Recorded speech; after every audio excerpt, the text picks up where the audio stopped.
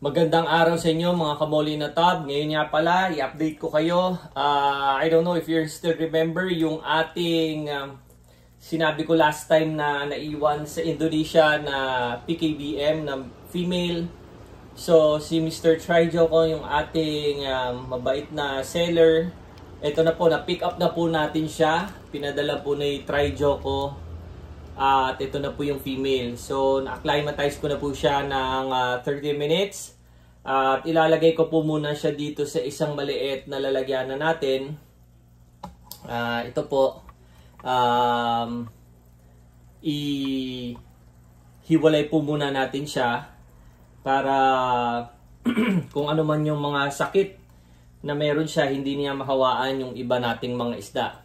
Eventually, siguro after a week, isasama ko na rin po siya dito sa ating PKBM na galing rin kay Mr. Trijoko. But for now, hiwalay lang muna natin siya dito. And also, update ko na rin kayo guys about dun sa ating mga ibang nakuha and mga iba nating gamit dito sa ating moliin na tab o sa ating pag-aalaga ng isda. So, pumunta ako last night or the other night doon sa ating binilan before ng mga kagamitan, accessories, aquarium accessories na sinabi ko sa inyo, mga second hand or brand new old stock. May nakuha ako sa kanya kasi nagtanong ako baka meron pa siya. Kasi nga, he is a hobbyist din also na nag-quit na. Baka meron pa siyang mga ibang stock doon na hindi niya na kailangan. And to find out, yun nga, meron siyang mga iba pang mga stock kagaya ng mga hose, yung mga connector. So nakakuha tayo noon at nabayaran lang natin ng minimal, maliit na payment lang kasi hindi niya naman na kailangan at mga second hand naman din yun. Tapos binigyan niya tayo nito nung pagkain ng isa, frozen bloodworms, frozen yung BBS. But the thing is, yung BBS expired na nung December. So, 2024, December 2024. Sabi ko, sige, kuhanin ko na lang din.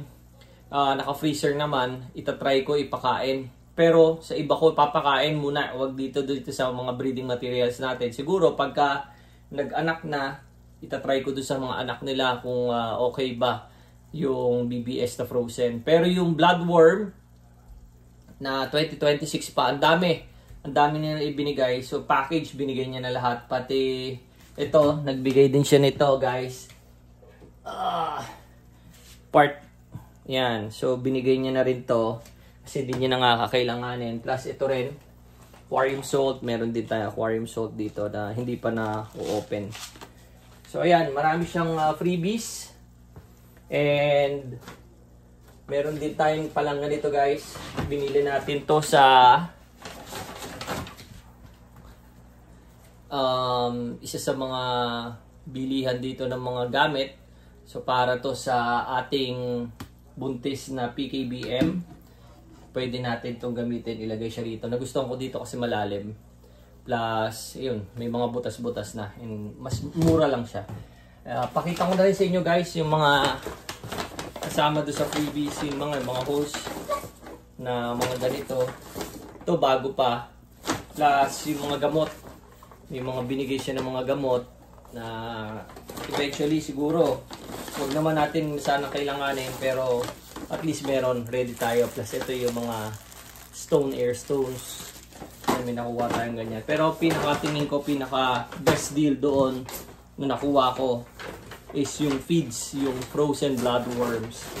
Plus, nakakuha tayo ng accessories kasi nga bala kong maglagay ng additional na airline para doon sa mga anak nating PKBM, so just in case may naka-ready tayo. So yun lang guys, update lang tayo. Maraming salamat.